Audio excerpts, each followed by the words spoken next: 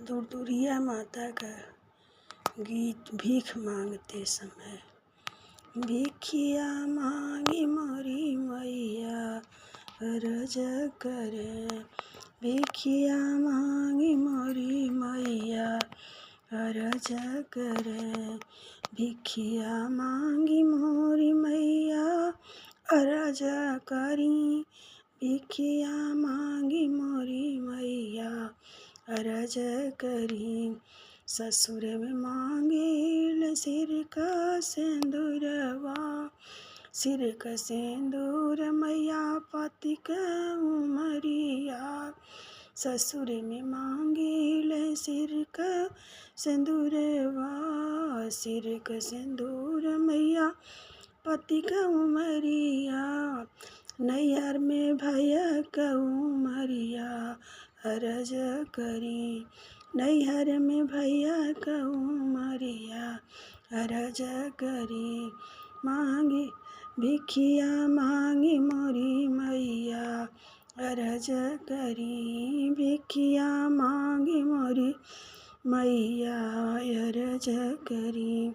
ससुर में मांगिले धन धर्मवा, ससुर में मांगिले धन से धर्मवा, धन से धर्म मैया धन से धर्मवा। नैहर मांगिले कमैया अरज करी, नैहर मांगिले कमैया अरज करी।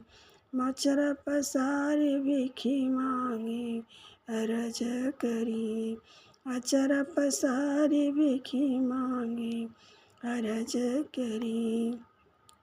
ससुरे में मांगिले गोदी भर बालक, ससुरे में मांगिले गोदी भर बालक, गोदी भर बालक मैया गोदी भर बालक।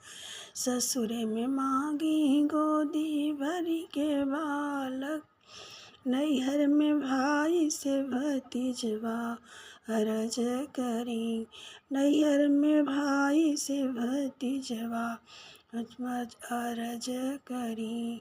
नैहर भाई से भतीजवा अरज करी, भिखिया मांगी मोरी मैया अरज करी, भिखिया मांगी मोरी मैया अरज करी। कुशल भरल रहे सासुर कलोगवा, भरल पूरा रखिया सासुर कलोगवा, सासुर कलोग मैया सासुर कलोगवा। भरल रहे नैहरवा अरज करी, भरल मोर नैहरवा अरज करी। भिखिया मांगी मोरी मैया अरज करी।